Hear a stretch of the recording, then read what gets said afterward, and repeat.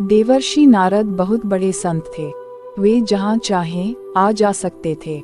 नारायण के भक्त थे, लेकिन एक बार उनके मन में यह जानने की इच्छा पैदा हुई कि आखिर संत कौन होता है।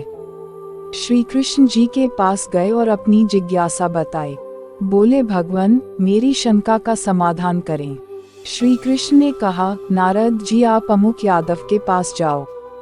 उसकी पत्नी गर्भवती है, उसके घर बच्चा पैदा होने वाला है। जब बच्चा पैदा हो तो तुम उस बच्चे से यह सवाल पूछना, वह सब कुछ बता देगा। नारद जी यादव के घर पहुँचे, उनसे मिले और बोले, तुम्हारे घर बच्चा पैदा होने वाला है, मैं उससे मिलना चाहता हूँ। जब तक बच्चा पैदा न हो मैं यहीं इंतजार करूँगा। एक दिन बच्चे ने जन्म लिया। नारद जी खुश हो गए, बच्चे के पास गए और अपना प्रश्न रखा। भगवत कृपा से बच्चे ने नारद जी का प्रश्न सुना और बहुत जोर से हंसने लगा। यह देख नारद जी हैरान हुए। वह सोचने लगे, बच्चा कुछ ही घंटों का है और यह मेरा प्रश्न सुनकर खिलखिलाकर हंस रहा है। आश्चर्य, क्या कुछ गलत पूछा? क्या इसने मुझे पागल समझा?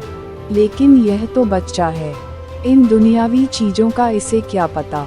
और फिर नारद जी ने देखा, बच्चे की रंगत बदल रही है, बच्चे की हंसी खत्म हो रही है, वह चुप होता जा रहा है। नारद ने फिर पूछा, मेरे प्रश्न का उत्तर तो अभी बाकी है, उत्तर तो देते जाओ। बच्चे ने कहा, अमुक ब्राह्मण के घर गाय बछड़ा जन्ने वाली है, तुम्हारे प्रश्न का उत्तर वह बछड़ा ही देगा, वह सब कुछ जानता है। और यह कहते ही बच्चे ने प्राण त्याग दिए। यह देखकर नारद जी हैरान हुए, जब मेरे प्रश्न का उत्तर एक मानव नहीं दे सका तो एक बछड़ा कैसे देगा। नारद जी निराश हुए, ब्राह्मण के घर गए, बछड़े ने जन्म लिया, उसने होश संभाली। नारद जी ने उससे अपना प्रश्न पूछा, संत कैसा होना चाहिए, संत कौन होता है। बछड़े ने ध्यान से नारद जी का प्रश्न सुना। मनुष्य की आवाज में बछड़ा हंस दिया, कहने लगा, नारद जी, आपके प्रश्न का उत्तर मैं नहीं दे सकता। आपके प्रश्न का उत्तर इस नगरी के राजा के घर पैदा होने वाला बच्चा दे सकता है। और यह कहते कहते बछड़े ने भी प्राण त्याग दिए। नारद जी बहुत हैरान हुए। वे सोचने लगे, यादव के बेटे ने मेरे प्रश्न का उत्तर नहीं दिया, ब्राह्मण की गाय के बछड़े ने मेरे प्रश्न का उत्तर नहीं दिया, दोनों ही मेरे प्रश्न का उत्तर देने से पहले ही मर गए। अब भला राजा का पुत्र क्या उत्तर देगा? कहीं वह भी मर गया तो मेरा प्रश्न अधूरा ही रह जाएगा, कभी उत्तर नहीं पा सकूंगा। फिर भी नारद जी राजा के घर गए। वाकई राजा के घर संतान पैदा होने वाली थी। नारद जी वहीं रुक गए। आखिर राजा के बेटे ने जन्म लिया। नारद जी शिशु के पास गए, अपना वही प्रश्न उसके सामने रखा, संत कैसा होना चाहिए, संत कौन होता है। प्रश्न राजा भी सुन रहा था, सोच रहा था नारद जी के प्रश्न का उत्तर भला यह बच्चा कैसे दे सकता है। लेकिन उसने स्वयं देखा, नारद जी का प्रश्न सुनते ही बच्चा खिलखिलाकर हंस दिया और बच्चे के हंसने के साथ ही उसकी रंगत भी बदलने लगी, आवाज धीमी पड़ने लगी, हाथ पांव शिथिल होने लगे।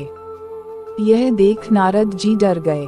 राजा भी कांप उठा, कहा, मेरा बेटा मर तो नहीं रहा।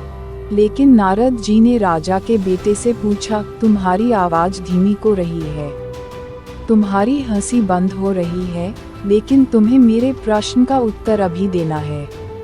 मेरे प्रश्न का उत्तर दिए बिना कैसे जा सकते हो? बच्चे ने कहा, नारद जी, संत ऐसा ही होना चाहिए जैसे आप हैं, निर्मल और निश्चल, जिसके दर्शन मात्र से देह के छूटते ही मोक्ष मिल जाए, जिसे देखते ही पाप मिट जाए, दुनिया बदल जाए, नरक से स्वर्ग मिल जाए, जन्म जन्म के बंधन छूट जाए, दुनिया बदल जाए, नरक से स्वर्ग मिल जाए, बैकुंठ मिल जाए। आपके दर्शन मात्र से ही मैं मृत्युलोक से स्वर्गलोक जा रहा हूँ। इससे पहले मैं एक यादव के घर जन्मा था, वहाँ मैंने आपके दर्शन किए, मैंने प्राण छोड़ दिए, फिर बछड़े के रूप में जन्म लिया, आपके दर्शन किए, वह योनि भी समाप्त हुई, फिर राजा के घर जन्मा हूँ। अब आपके दर्शन से ही मैं इस मृत्युलोक से विदा हो रहा हूँ, बैकुंठ जा रहा हूँ। पिछले जन्म सभी मेरे थे, आपके दर्शन से सभी छूट गए, उनसे मुक्ति मिली। नए जन्म लिए, आपके दर्शन से अब मोक्ष मिल रहा है। जन्म मरण के चक्कर से मुक्त हो रहा हूँ। संत ऐसा ही होना चाहिए, आप जैसा।